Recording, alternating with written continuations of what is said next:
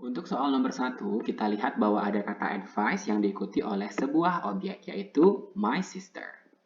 Pola kata-kata yang bisa muncul setelah objek adalah objek diikuti oleh not, to ditambah verb one jika kita ingin mengatakan kata tidak atau sesuatu yang maknanya negatif. Nah, sesuai dengan rumus ini, maka kata yang bisa muncul setelah kata my sister adalah pilihan B, not to spend. Untuk soal nomor 2, materinya dinamakan dengan direct indirect speech atau kalimat langsung dan kalimat tidak langsung. Nah, untuk mengerjakan soal ini, kita perlu membuat cara menjawab dari kalimat pertanyaan ini. What are you doing now? Dijawab dengan I am doing bla bla bla now. Kalimat dalam present di direct speech akan dirubah menjadi bentuk past dalam indirect speech. I am doing akan menjadi I was doing. Kata now akan berubah jadi then. Berdasarkan penjelasan ini, maka jawaban yang tepat untuk soal nomor 2 adalah C. What I was doing then. Sama seperti soal nomor 2, soal nomor 3 juga merupakan direct and indirect speech. Jadi kuncinya adalah kita memberikan jawaban dari pola pertanyaan ini. Can I find you a hotel? Cara menjawabnya adalah I can find you a hotel. Setiap kata can akan dirubah menjadi kata could. Sehingga dalam indirect akan menjadi I could find you a hotel. Nah, kalimat dalam soalnya yaitu can I find you a hotel yang berarti apakah saya bisa mencarikan kamu sebuah hotel. Kata apakah dalam direct speech akan berubah menjadi whether atau if dalam indirect speech. Jadi, yang sesuai dengan pola kalimat ini adalah A. My friend asked me whether he could help me find a hotel. Soal nomor 4 juga sama dengan soal nomor 2 dan nomor 3, yang berarti kalimatnya adalah kalimat direct yang dirubah menjadi indirect speech. Do you want meatballs or fried chicken? Itu jika kita jawab, I want meatballs or fried chicken.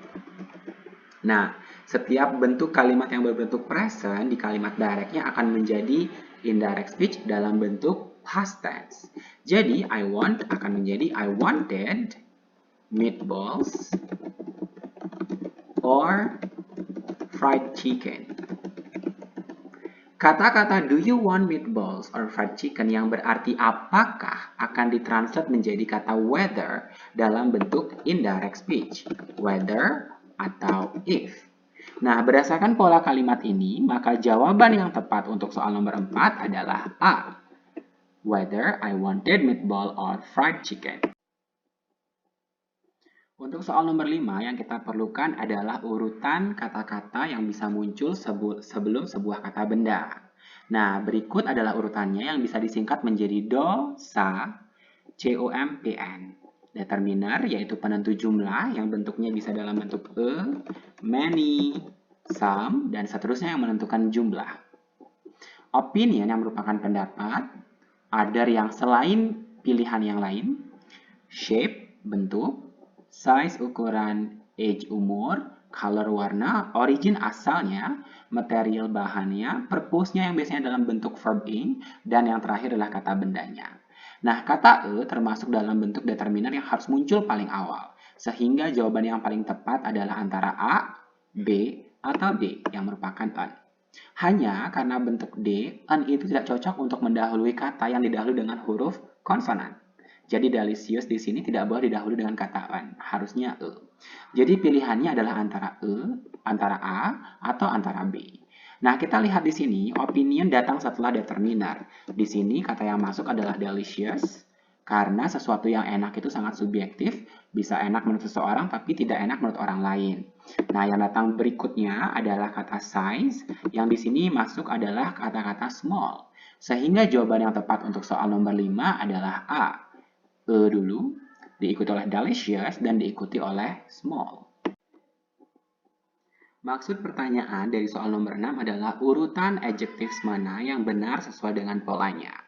Berhubungan dengan soal nomor 5, maka urutan yang tepat untuk adjektif yang bisa muncul sebelum kata benda adalah DOO, SSA, COMPN. Nah, kita lihat dulu, saya hapus dulu yang ini. Pilihan C adalah pilihan yang paling tepat. Kita lihat kenapa. Nah, kita lihat bahwa kata merupakan adalah determiner, yaitu penentu jumlah yang jumlahnya hanya satu. Opinion, yaitu cute. Expensive itu masuk ke other karena harga itu tidak termasuk dari opinion, shape, size, dan yang lainnya. Jadi di sini masuk expensive. Small adalah size. Purple adalah color. Dan noun-nya adalah handbag. Jadi pilihan C sudah sesuai dengan urutan kata-kata atau adjektif sebelum kata benda. Untuk soal nomor 7, kita kembali harus mengurutkan kata-kata atau adjektif yang bisa muncul sebelum kata benda. Nah, kita lihat dulu adjektif yang muncul atau yang digunakan pada pilihan semuanya. Yang pertama adalah kata yang merupakan sebuah determiner atau penentu jumlah. Yang kedua adalah adanya kata expensive yang bisa masuk ke opinion, karena sesuatu yang mahal bagi seseorang, maknanya bisa tidak mahal bagi orang lain. Nah, yang kedua ada kata new, yang ketiga ada kata new yang di situ masuk ke bagian age, bahwa sesuatu itu bisa baru atau bisa tua. Blue masuk ke bagian color. Di sini European style masuk ke origin karena itu menentukan dari mana asalnya. Nah, berdasarkan pilihan ini, urutan kata-kata yang paling tepat adalah D. My uncle has a expensive new blue European style house. House-nya masuk ke bagian noun. Namun yang perlu kita perhatikan adalah kata harus diganti dengan kata en karena expensive didahului dengan sebuah huruf vokal yaitu e. Sehingga tidak tepat untuk digunakan pada konteks tersebut dan yang benar adalah an. An expensive new blue European style house. Sama dengan soal-soal yang sebelumnya, soal nomor 8 juga merupakan urutan kata-kata dalam atau adjektif yang muncul sebelum kata benda. Nah, determiner kembali lagi ditentukan dengan kata yang menentukan jumlah. And, the, many, some, a lot of itu merupakan determiners atau penentu jumlah. Kata beautiful masuk ke bagian opinion karena seseorang yang cantik bisa cantik bagi orang yang A, namun bisa tidak cantik bagi orang lain. Slim itu akan masuk ke bagian shape dan young akan masuk ke bagian age. Sehingga pilihan yang tepat dan sesuai dengan urutan ini adalah a beautiful, slim, young. Nah, untuk pilihan nomor 9, ini materinya merupakan penggunaan adjektif yang diakhiri dengan ing atau ed atau yang kita sebut dengan participle. Ya, basicnya adalah ketika sebuah kata diakhiri dengan ing, maka maknanya me atau be, dan jika diakhiri dengan ed, maka maknanya adalah di atau ter. Contoh yang paling simpel adalah kita lihat pilihan B atau E. Annoyed, karena belakangnya ed, maka maknanya akan menjadi diganggu atau terganggu. Annoying, karena diakhiri dengan ing, maka artinya akan mengganggu. Untuk kata-kata lain sesuai dengan kamus, maknanya adalah membingungkan untuk confusing. Frightening berarti menakutkan. Dan astonishing artinya menakjubkan. Nah, untuk memenuhi konteks atau arti dari kalimat nomor 9, the noise, suara ribut itu titik-titik tetangga. Yang paling tepat untuk mengisi titik-titiknya adalah annoying. Suara ribut itu mengganggu tetangga. Untuk soal nomor 10, kita lihat kembali lagi materinya sama dengan soal nomor 9. Jika sesuatu diakhiri dengan ing, maka maknanya me atau ber. Jika diakhiri dengan ed, maka maknanya di atau ter. Nah, kita lihat. Boring artinya membosankan. Inspiring artinya menginspirasi. Bored artinya bosan atau dibuat bosan, boleh. Amuse artinya dihibur. Terrifying artinya menakutkan. Jika kita translate, makna soal nomor 10 adalah anak-anak titik-titik oleh penjelasan dari gurunya. Nah, kata yang paling tepat untuk mengisi titik-titik nomor 10 adalah C, bored. Anak-anak dibuat bosan oleh penjelasan gurunya. Untuk soal nomor 11, kita lihat penggunaannya sama seperti soal-soal yang sebelumnya, yaitu mengenai ing atau ed. Ing berarti me atau be ya, ed berarti di atau ter. Nah, kita lihat touch yang berakhiran dengan ed artinya disentuh. Insulted artinya terhina. Tired artinya lelah atau dibuat lelah. Shocked artinya terkejut. Pleasing artinya menyenangkan. Nah, jika kita translate, makna soal nomor 11 adalah nenek saya titik-titik oleh bahasa kasar dari si laki-laki itu. Kata yang paling tepat untuk mengisi titik-titik nomor 11 adalah D, shocked. Nenek saya terkejut oleh kata-kata yang buruk dari si laki-laki tersebut. Untuk soal nomor 12, kita kembali lagi menemukan sebuah kalimat yang menggunakan ing atau ed untuk memenuhi titik-titiknya. Nah, ed berarti dibuat senang. Worried artinya dibuat khawatir. Bored artinya dibuat bosan. Frustrated artinya dibuat stres atau tertekan. Amused artinya dihibur.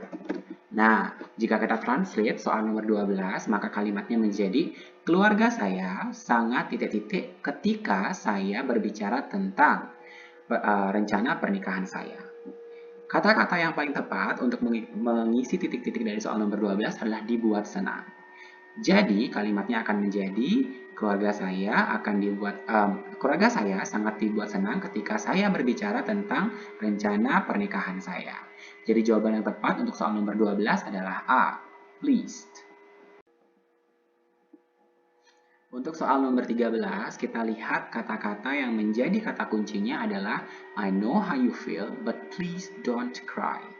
Saya tahu yang kamu rasakan, tapi tolong jangan menangis. Kemudian si Y itu menangis. Nah, menangis merupakan sebuah ekspresi dari kesedihan, maka jawaban yang tepat untuk soal nomor 13 adalah B, sad. Untuk soal nomor 14, kita lihat bahwa makna percakapannya adalah seperti ini. Apa yang kamu rasakan mengenai saat tinggal di penginapan tersebut? Si wanita menjawab, sangat bagus, saya suka dengan udara yang segar, pemandangan yang indah, dan juga servisnya yang sangat ramah.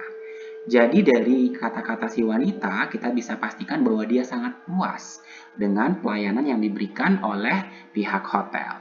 Jawaban yang tepat untuk soal nomor 14 atau bahasa Inggris dari kata puas adalah E, satisfied. Untuk soal nomor 15, kita perlu mentranslate dulu atau menerjemahkan apa yang dikatakan oleh si pria. Sinta tidak hadir hari ini. Kemungkinan besar dia sakit. Nah, respon yang tepat ketika kita mendengar teman kita sedang sakit adalah C. We should worry about it. Kita harus khawatir tentang ketidakhadiran Lisa. Pilihan yang A bermaksud saya tidak serius. Saya tidak serius.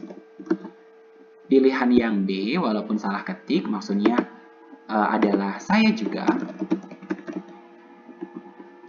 Yang D berarti saya senang. Yang E berarti kasihan banget ya.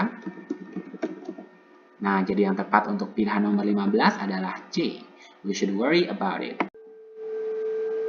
Pada soal nomor 16, si pria bertanya bagaimana konsernya? Apakah itu bagus? Kayaknya kamu seneng banget deh atau menikmati banget konsernya.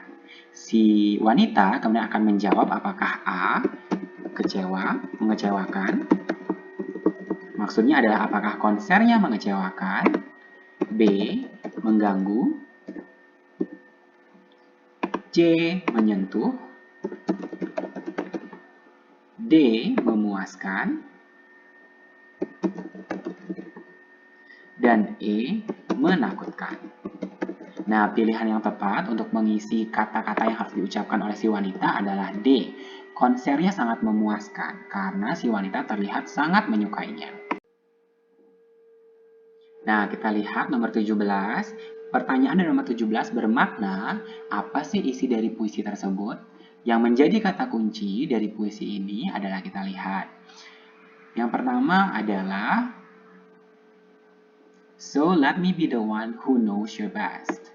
Jadi, izinkan saya menjadi seseorang yang tahu kamu paling banyak atau yang terbaik, yang paling tahu kamu terbaik, gitu ya. Nah, yang kedua adalah I walk beside you wherever you are. Saya akan berjalan di samping kamu dimanapun kamu berada.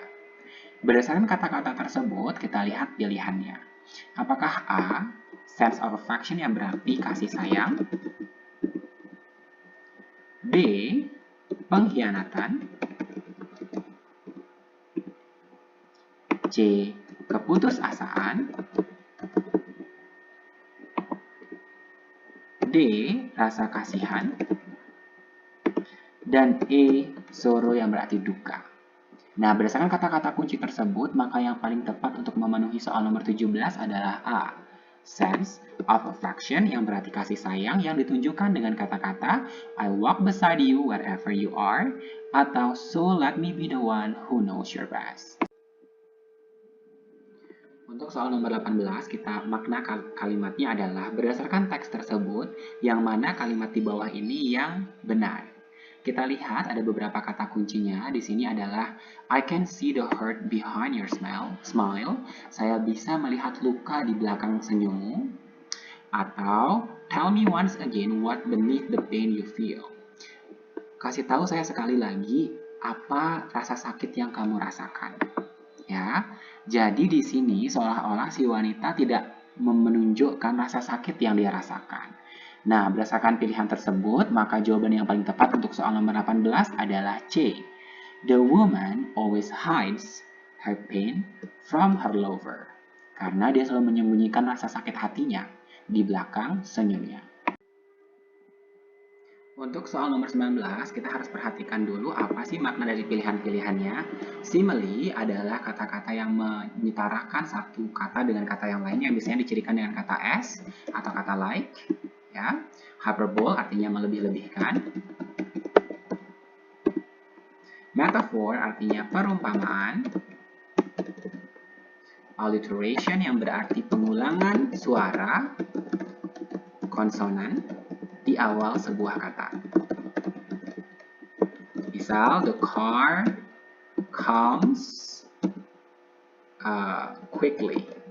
Jadi kita lihat car dimulai dengan K, comes juga dengan K, quickly juga dengan huruf K, dengan suara K ya. Personification adalah menghidupkan benda mati.